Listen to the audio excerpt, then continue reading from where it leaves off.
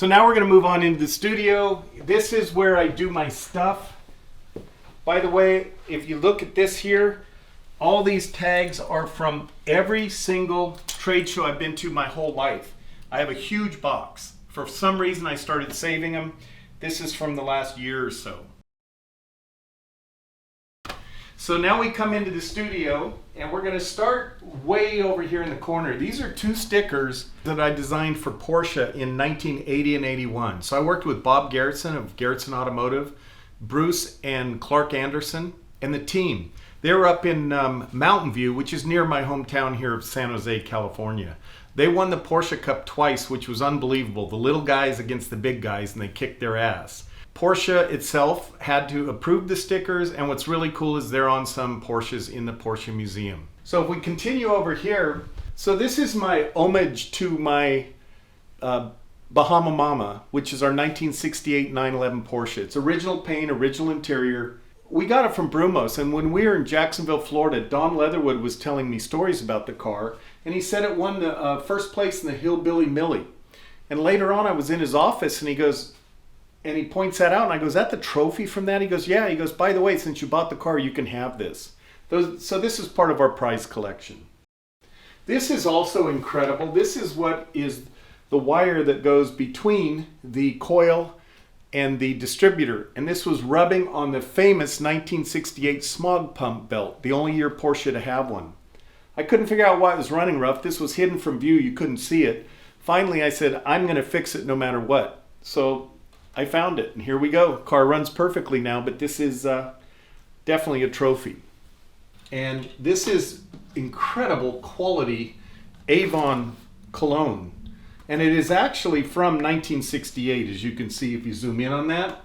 And I actually had Beth try this. I said, be really careful. Well, she couldn't get it off for 2 weeks. It almost was like a skunk smell.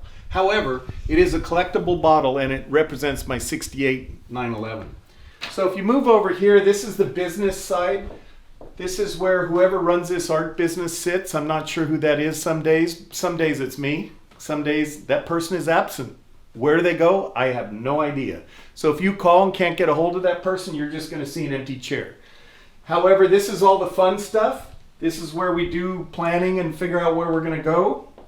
And sometimes some of this stuff ends up, like this stuff, I think here was used for the Porsche Club's Works Reunion official shirts. This was embroidered. So you can see I just do a sketch with a pencil or a sketch with a Sharpie, and we end up embroidering that. So it's everything basically here is a canvas. The walls, the floors, you name it, I'll paint it. So now we're going to move over to the part that's really meticulous and clean. It's the way I keep the paint. It's really critical that you keep the paint in great shape. We have a few different colors here, not many. Sometimes I paint with various different things. These things are well used. You'll see this in the background of my Ultimate Toy painting where I swiped it and we ended up, it shows the color underneath. You can see the serrated edges. Or this. This is supposed to be used for wood graining, but I get all kinds of different textures out of it. I also buy brushes at Home Depot. This is a really nice high quality brush that I bought. I think it cost less than $1. I also really believe in using detailed brushes. So, for example, this brush I will use in the background when I start a painting such as this. I actually do use really nice brushes. These Princeton brushes I buy from Jerry's Autorama. I love those guys. If you're watching Jerry, give me a discount. I buy these usually maybe 24 at a time. And every painting I end up using maybe 5 or 6 new brushes. And then I'll rotate the older brushes to do the background underneath painting like this, and I'll use the new brushes over the surface on the top when I want more detail. So you can see I got a few brushes, a few things. I put my paint in these things. I used to use a palette like artists where your thumb goes through it and you hold it, and then you have to stop and wash it. These things you just throw away. I was thinking of keeping them all, because they kind of make art in themselves. So maybe the next video you'll see a painting done with these stapled all over the wall. You never know.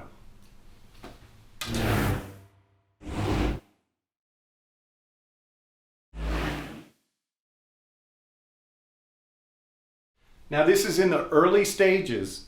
Those of you that don't know, this is a Winnebago. So this is going to be a fun gag gift, probably for the Porsche Club. So if you're part of the Porsche Club, turn the video off now so you don't get